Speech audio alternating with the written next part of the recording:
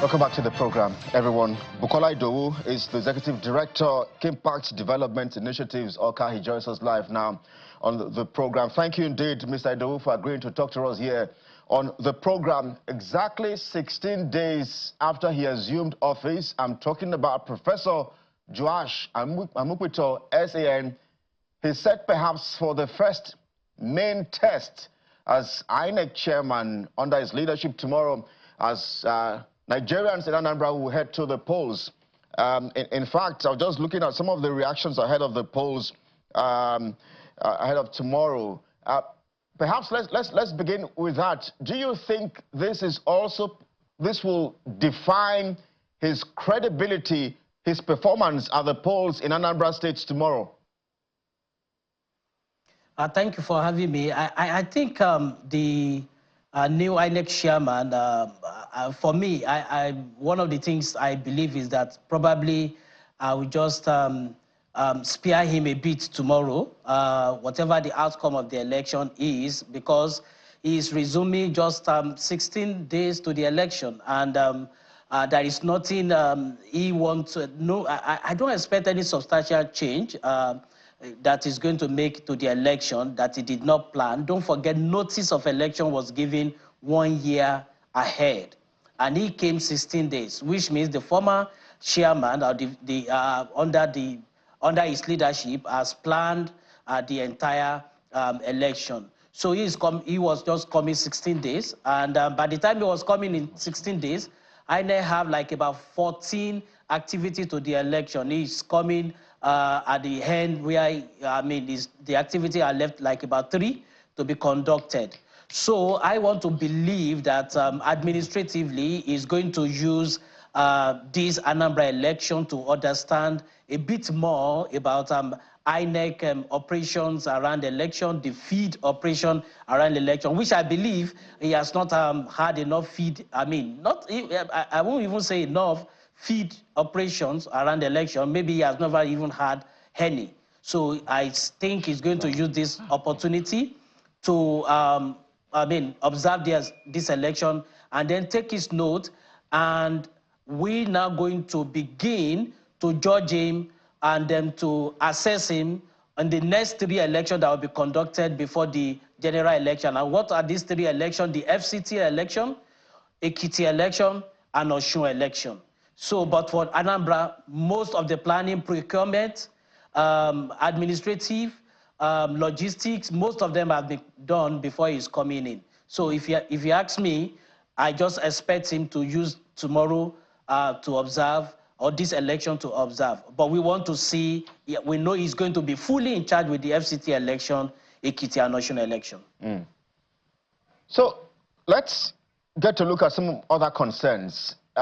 Specific recent data, the number of people with disabilities in Anambra State, is not readily available, and that's a major concern even for the country as a whole. Anambra State, I understand, ranks 12 nationwide with a 40% disability inclusion score. But out of the 2.8 million Nigerians who registered for PVCs, only 3,456 are people with disabilities. So I wonder perhaps just how concerned are you in terms of these issues around inclusion and for those Nigerians who, of course, are living with disabilities? So basically, I think this is a systemic challenge when it comes to persons with disability around our election.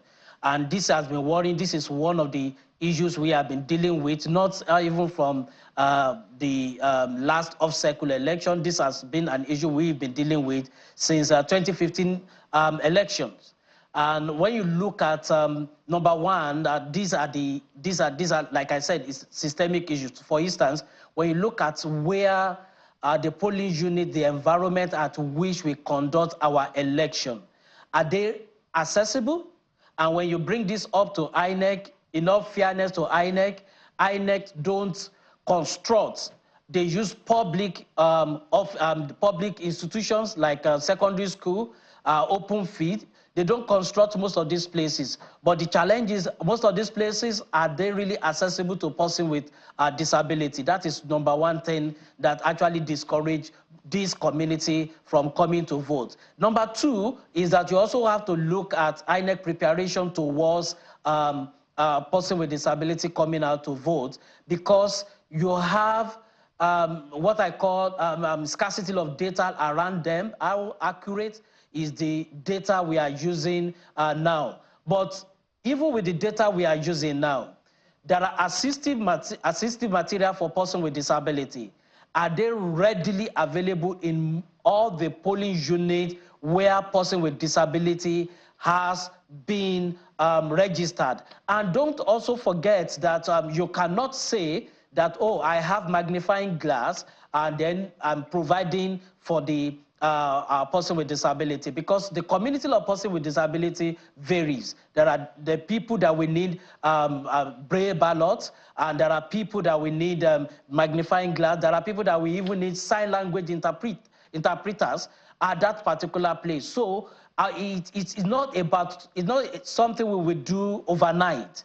It is something the moment the notice of election was given 1 year ahead, planning it to go into it in terms of inclusion. For instance, now we expect that planning should also be going into the subsequent election coming in terms of data, in terms of procurement of assistive material, then in terms of, even if possible, how are we going to make the location of our ballot boxes, the polling boxes where they will thumbprint, how are we going to make it accessible to most of these people? For instance, somebody with a wheelchair, and then you have to put the ballot box and the polling booth in an in an elevated area. So these are the issues. So I just, what I'm trying to say now is that if you look at it, this has to be like interagency collaboration. You know, INEC doesn't have construct some of these polling units. They use public office, but there has to be a deliberate implementation of the legislation around person with disability. And I think the law is there with the National Commission of Person with Disability. So we need to begin to look into the implementation so that you now look at it in a long term, in a holistic manner, that even beyond the election, this is highly relevant. For instance, if there are some of our commercial banks that person with wheelchair cannot get into their offices. So we need to begin to look at this and then plan ahead. Mr. Idowu, let's talk voter apathy for just a moment, because if you take a look at Anambra's history books, you will see that there is a slide in voter participation, and which remains worrisome. And let's do the numbers. In 2013, for instance, the turnout was only at 25.5%. In 2017, it dropped further to 20.10%. And the big one happened only 4 years ago in 2021, which hit 10.27%. That's a sharp decline, Mr. Idowu. I wonder what you foresee will happen tomorrow.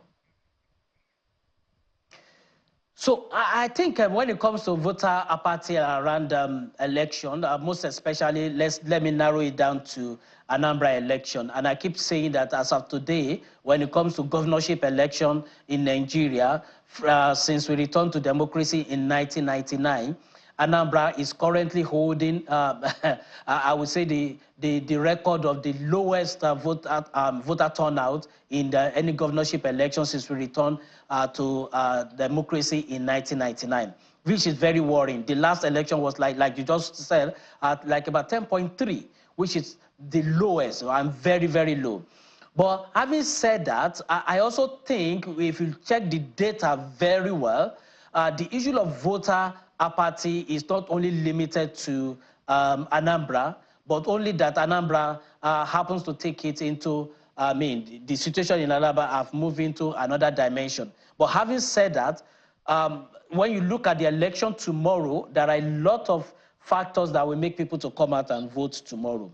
Number one is in terms of the security, and I am happy that the guest before me, the office, the man in charge of the election in terms of the security in the state, has assured about the readiness and the impartiality at which they will conduct the election. They will man the election in terms of professionalism. Now, when citizens have confidence in security agency that they are likely going to protect them, then you are likely going to see higher voter turnout. The big one is the confidence people have in INEC to conduct credible election. Because when people feel that their vote is not going to count, then tell me, they will give themselves reason that why will I not go and queue in the rain, in the sun, when I know my vote is not going to count. So it is not about people coming out to vote. We need to build trust in people. And we need to build that trust. And the first trust we need to build is that our election management body must restore trust, and which is the major thing we expect the new INEC chairman to do. You have to build back the trust into INEC.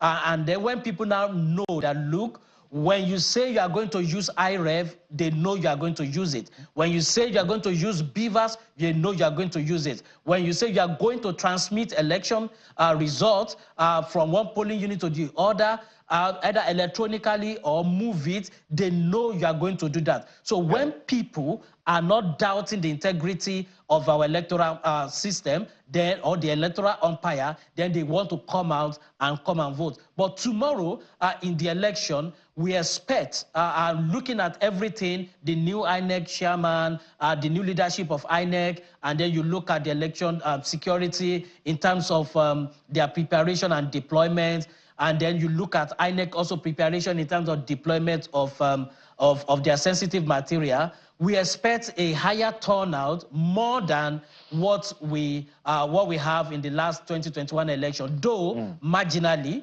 but we still expect that it should be more. And if you have anything less than what we have in 2021, I think we have to declare a state of emergency around voter turnout.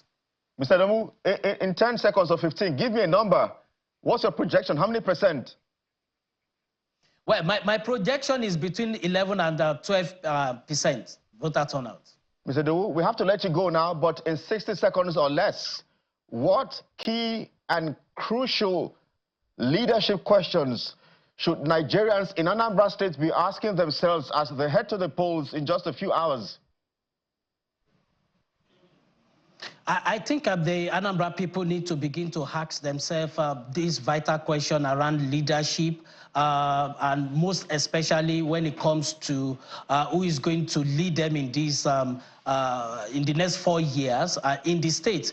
And whoever is going to lead them is going to determine a lot of things about the trajectory at which the state will be going in terms of security, economy, the standard of living, education, and every other thing. So if you ask me, that is the most important decision they will be making. And that is now, they now need to ask themselves, do we just want to sit at home and then allow just anything to go by, or we need to participate? And that is the beauty of election, because it allows you to determine who leads you in the next 4 years, who determine how you live.